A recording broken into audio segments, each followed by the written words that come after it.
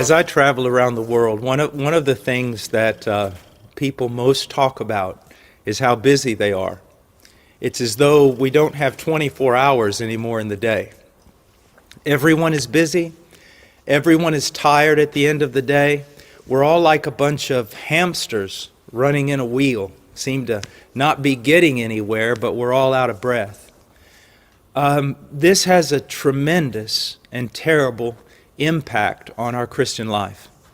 There was a secular psychiatrist, I forget his name, and I don't often quote secular psychiatrists, but he said something like this: there is a saying in English that hurry is of the devil.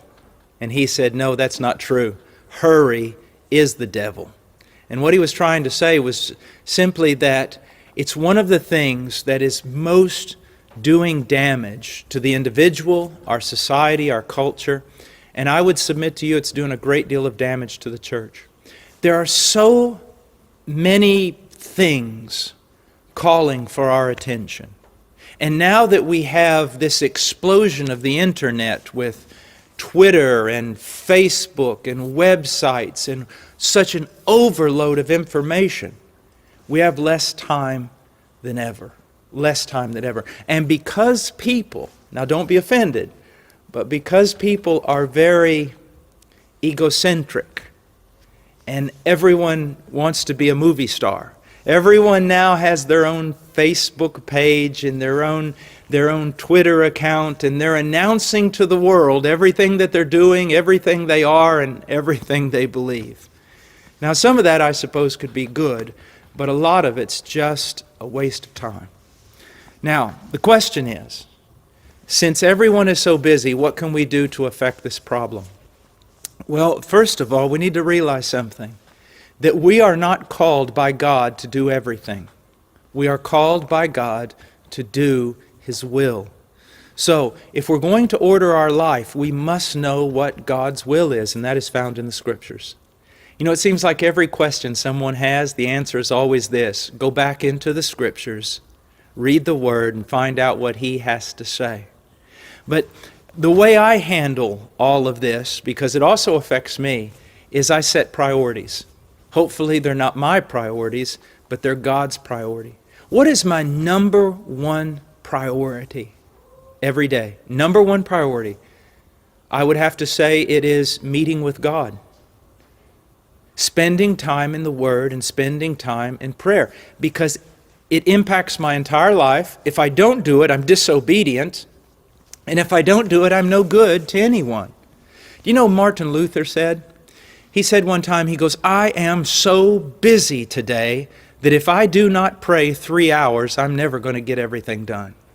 Now you see how different his attitude was? We say, we're so busy today we can't pray. He said he was so busy he had to pray so that God would give him help and order his day and help him to get everything done. So the first thing is meeting with God in His Word and in prayer. The next thing that is important, that is a priority, are the relationships that God has given me. My highest relationship on this planet is with a woman, my wife. I must make sure that I'm fulfilling my duties, relational duties, friendship, communication with my wife. After that, my greatest and most important task as a father, and especially since we homeschool, is to pour my life into my children. Now, obviously, I also have to work. I work in a mission. I have a job that requires at a minimum 8 hours a day, and usually it's sometimes twice that.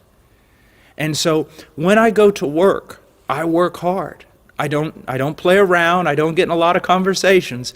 I work. Why? In order to get my job done so I can get back to other priorities, which are always relational.